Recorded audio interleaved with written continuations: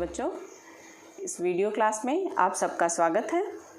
आज के इस वीडियो में हम लोग भारतेंदु हरिश्चंद्र जी द्वारा रचित यमुना छवि शीर्षक कविता का अध्ययन करेंगे।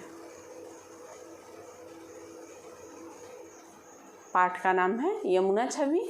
इसके रचयिता हैं भारतेंदु हरिश्चंद्र जी। इसका संदर्भ है बच्चों, प्रस्तुत पद हिंदी साहित्य के युग निर्माता कविवर भारतेंदु हरिश्चंद्र जी द्वारा लिखित नाटिका श्री चंद्रावली से हमारी पाठ्य पुस्तक हिंदी में संकलित यमुना छवि शीर्षक कविता से उद्धृत किया गया है।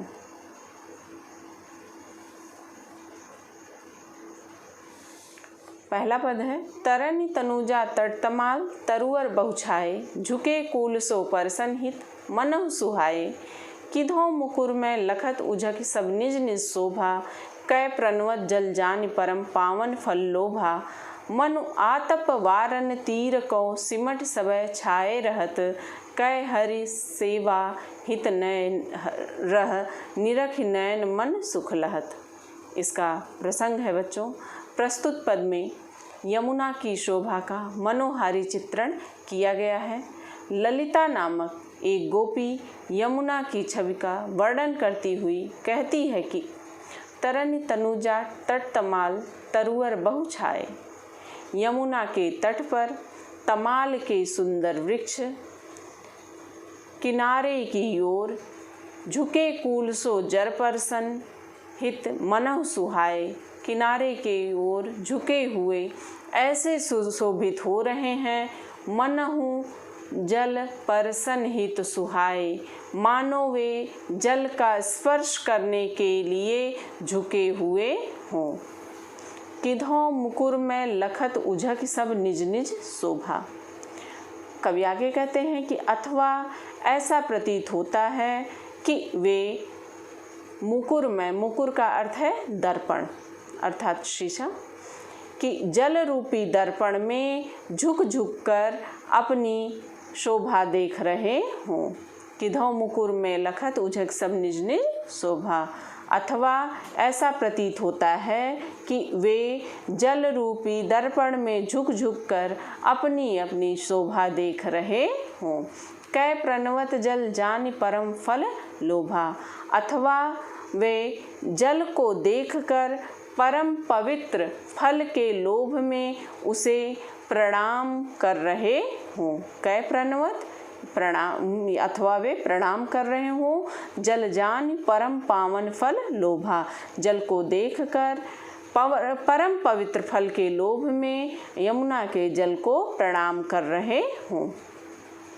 मनु आतप वारन तीर को सिमट सबय छाए रहत। कवि आगे कहते हैं कि ऐसा प्रतीत होता है कि मानो वे अपने आतप ताप को दूर करने के लिए सिमट कर किनारे पर इकट्ठे हो गए हैं।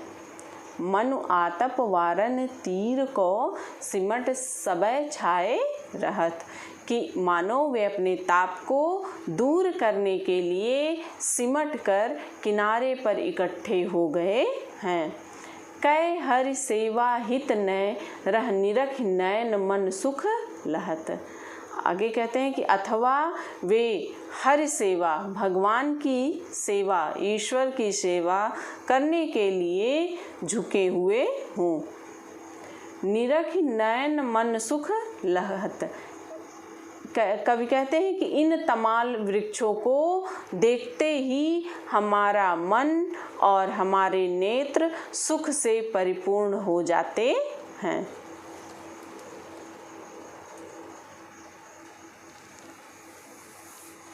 काव्यगत सौंदर्य है पहला पॉइंट। प्रस्तुत पद में तमाल वृक्षों का मानवीकरण किया गया है। दूसरा पॉइंट है यहाँ पर कि प्रकृति का आलंबन रूप में कवि ने चित्रण किया है। भाषा यहाँ ब्रज भाषा का प्रयोग है। शैली मुक्तक काव्य शैली है। छंद यहाँ पर छप्पय छंद का प्रयोग किया गया है। रस श्रृंगार रस है। अलंकार अनुप्रास, उत्प्रेक्षा एवं संदेह अलंकार का प्रयोग किया गया है। गुण माधुर्य गुण है और शब्द शक्ति अभिधा शब्द शक्ति है। दूसरा पद है, तिन पै जेहि छिन चंद ज्योति राका निसि आवती, जल में मिल कै नभ अवनी लौ तान तनावती, होत मुकुर में सबय तबय उज्जल इक ओभा, तन मन नैन जुड़ात देख सुंदर सो शोभा। सो को कवि जो छवि कही सकै ता छन जमुना नीर की, मिलिए अवन और अंबर रहत छवि इक सी नभ तीर की। इसका प्रसंग है बच्चों कि प्रस्तुत पद में यमुना की शोभा का मनोहारी चित्रण किया गया है। तिन पै जेहि छिन चंद ज्योति राका निसि आवती। कवि कहते हैं कि तीन पै किस पे? यमुना में। जब यमुना के जल में जेहि छिन चंद ज्योति राका निसि आवती, पूर्णिमा, जब यमुना के जल में पूर्णिमा के चंद्रमा की किरणें पड़ती हैं, तब ये किरणें जल में मिलके नभ अवनी लौ तान तनावती, तब ये किरणें जल में मिलकर पृथ्वी से लेकर आकाश तक तंबू सा तान देती हैं। होत मुकुर में सबय तबय उज्जल इक ओभा। कहते हैं कि उस समय उनका उज्ज्वल प्रकाश मुकुर में दर्पण सा प्रतीत होता है। होत मुकुर में तबय सबय उज्जल इक ओभा, उस समय उनका प्रकाश दर्पण सा प्रतीत होता है। तन मन नैन जुड़ात देख सुंदर सो शोभा। यमुना की इस सुंदरता और शोभा को देखकर तन, मन और नयन अर्थात नेत्र परम शीतलता और आनंद का अनुभव करते हैं। सो को कवि जो छवि कह सकै ता छन जमुना नीर की। कवि आगे कहते हैं उस समय के यमुना के जल की शोभा का वर्णन कोई कवि नहीं कर सकता है। मिली ये अवनि और अंबर रहत छवि इक सी नभ तीर की। कवि कहते हैं कि ऐसे क्षणों में आकाश और नदी तट की सुंदरता आकाश से लेकर पृथ्वी तक एक सी रहती है।